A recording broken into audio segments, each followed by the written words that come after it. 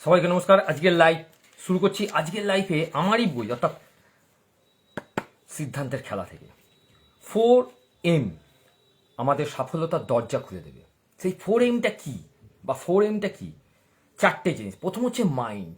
Mind মানে হচ্ছে আমাদের মাইন্ডে আমরা যদি প্রতিদিনের একটা রুটিনকে যদি পারফেক্টভাবে করতে পারি তাহলে আমাদের কাজ করার প্রবণতাটা বেড়ে যাবে। তার সঙ্গে আমাকে মাইন্ডে রাখতে হবে যে আমি ব্যায়াম করব কি না, আমার ব্যায়াম করার ক্ষমতা আছে কি না, এবং তার সঙ্গে ধ্যান, নতুন কিছু শেখা এবং বর্তমান মুহূর্তের মধ্যে বাঁচা। এইটাই আমরা করি না। চারটে জিনিসকে আমি তুলে এনেছি। এক হচ্ছে নিয়মমাফিক 10 মিনিটের জন্য আপনাকে ব্যায়াম করতে হবে, যদি করতে পারেন খুবই ভালো। ধ্যান করাটা মানে মেডিটেশন করা ইজ ভেরি ভেরি ইম্পর্টেন্ট। নতুন কিছু শিখছি কিনা, আমরা নতুন কিচ্ছু শিখি না, ওই গতানুগতিক পদ্ধতিতেই চলে। তাই নতুন কিছু শেখার প্রবণতাটা নেই। আর কেন বাঁচবো এইটা আমাকে জানতে হবে। এইটাই হচ্ছে মাইন্ডের খেলা। এই জন্যই নাম দিচ্ছি সিদ্ধান্তের খেলা। তারপর হচ্ছে মাউথ, MOUTH, অর্থাৎ আমরা কি ধরনের খাবার খাচ্ছি, কি ধরনের খাবারের সঙ্গে আমাদের হ্যাবিচুয়েটেড হয়ে আছে, আমরা কি ধরনের খাবারকে নিজের লাইফের সঙ্গে জড়িয়েছি। আমরা ফাস্টফুড খেয়ে বেঁচে আছি, কিচ্ছু হবে না। লাইফে সফলতা তো আসবে না, উল্টে ডাক্তার আপনাদের কাছে অনেক কিছু পয়সা খেয়ে নেবে। ডাক্তার খানা আর মেডিসিনের দোকানেই আপনাদের অর্ধেক সময় চলে যাবে। যদি আপনি লাইফকে পারফেক্টভাবে বাঁচতে চান তাহলে দরকার আপনার সুষম খাদ্য, জল, এইগুলো কিন্তু রুটিন মাফিক আপনাকে আনতে হবে। এবং এর জন্য আপনাকে সিজনালি ফ্রুট খেতে হবে, সিজনালি আপনাকে খাবার হ্যাবিটও চেঞ্জ করতে হবে। এই জন্য নাম দিয়েছে মাউথ। তারপর হচ্ছে mood, MOOD, mood is a very very important. কারণ কৃতজ্ঞতা অভ্যেস, এই কৃতজ্ঞতা অভ্যেসটাই আমাদের মধ্যে নেই। আমরা কোনো কিছু জিনিসকে কৃতজ্ঞতাই জানাই না এবং একটা নিজের শখের কাজও করি না। নিজের শখ, আপনি ঘুড়ি ওড়াতে ভালোবাসেন, আপনি ক্রিকেট খেলতে ভালোবাসেন, আপনি লাফদড়ি খেলতে ভালোবাসেন, আপনি ব্যায়াম করতে ভালোবাসেন, আপনি ফুটবল খেলতে ভালোবাসেন, আপনি নাচতে ভালোবাসেন, আপনি গাইতে ভালোবাসেন, কিন্তু বললেন স্যার বয়স হয়ে গেছে, এইসব তো আর করা যাবে না। এই কথাটাই আপনার মুড, MOOD, মুডকে সুইং করে দেয়। এবং এই মুড সুইং হয়ে যাওয়ার ফলেই আপনার কিন্তু সফলতার জায়গা থেকে আপনি অনেকটাই সরে আসেন এবং তার সঙ্গে আপনার পর্যাপ্ত ঘুমও কিন্তু কমতে শুরু করে। অর্থাৎ আমাদের সফলতা আমাদের মধ্যেই আছে, যেটাকে আমরা ধরতে পারি না। এইটাই তো আমার এই সিদ্ধান্তের খেলার মেন চাবিকাঠি। এবং তার সঙ্গে আছে মানি, 4 নম্বরে। এই মানি কি? যে মাসিক একটা বাজেট তৈরি করা, যে আপনি মাসে কত খরচ করছেন এবং সেই খরচটা নিয়মিত সঞ্চয় করতে পারছেন কিনা বা বুদ্ধিমত্তার সঙ্গে সেটাকে খরচ করতেন কিনা এবং ঋণকে আপনি এড়িয়ে যাচ্ছেন কিনা। যদি আমরা এই চারটে জিনিসকে, অর্থাৎ সেই চারটে জিনিসের মধ্যে প্রথমে আমি যেটা আপনাদের সঙ্গে শেয়ার করলাম সেটা হচ্ছে মাইন্ড, তারপর হচ্ছে মাউথ, তারপর হচ্ছে মুড, তারপর হচ্ছে মানি। এই চারটে জিনিসকে নিয়ে যদি আপনি কন্টিনিউ প্রসেসে পার ডে নিজেকে কাজ করাতে পারেন, নিজেকে সফলতার সূত্রতে ফেলতে পারেন, যেমন A+B² স্কোয়ার প্লাস 2AB+B², এই সূত্রটা, এই ফর্মুলাটা যে উৎপাদকের ক্ষেত্রে খাটবে সেটা নিশ্চয়ই A² - B², A+B × A - B তে খাটবে না।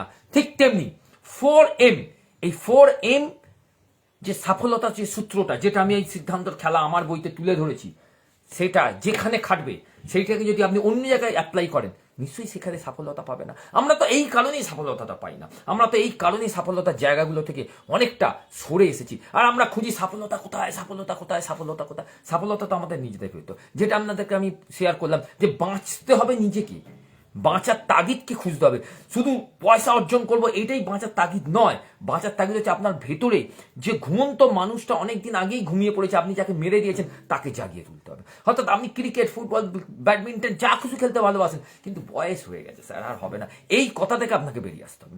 যদি আপনি এই কথা থেকে বেরিয়ে আসেন তাহলেই আপনি 100%, 100% আপনার সফলতা আটকাতে কেউ পারবে না।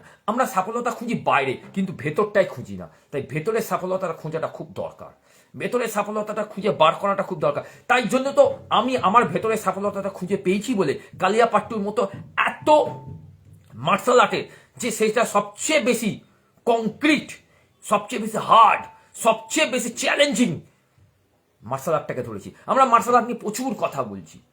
মার্শাল আর্ট নিয়ে আমি এই এপিসোডেই বলছি যে মার্শাল এই ক্যারাটে শিখছে, ক্যারাটেটা কি সেটাই আমরা জানি না। ভারতের যে 10টা মার্শাল আর্ট আছে, সেই 10টা মার্শাল আর্টের নাম ক্যারাটেটা কি তার মধ্যে পড়ে? এটাই তো আমরা জানি না। আপনারা জিজ্ঞেস করবেন তো আশেপাশে যারা ক্যারাটে শেখাচ্ছে বা যারা ক্যারাটে নিয়ে কাজ করছে তাদেরকে, তারা বলতেই পারবে না। কারণ ক্যারাটেটা আমাদের 10টা ভারতের যে মার্শাল আর্ট আছে তার মধ্যে কোনোটাতেই আসে না। পশ্চিমবঙ্গের মার্শাল আর্ট বলতে যেটাকে বলা হচ্ছে লাঠি খেলা, সেইটা আমি করছি এবং আমার মতো অনেকেই করছে।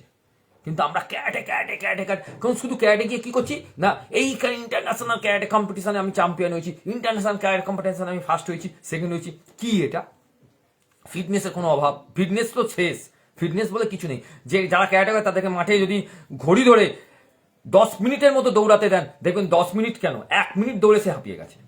হবে না, হতে পারে না। এইটাই তো কালিয়াপাট্টুর মেন থিম, যেটা নিয়ে আমি করছি। যে আমার কাছে চ্যালেঞ্জ নিয়ে নিচ্ছি আমি সবসময়, যে আমি মাঠে দৌড়াবো। আমার এই বয়সে 45-46 হতে আর বেশি দিন সময় নেই।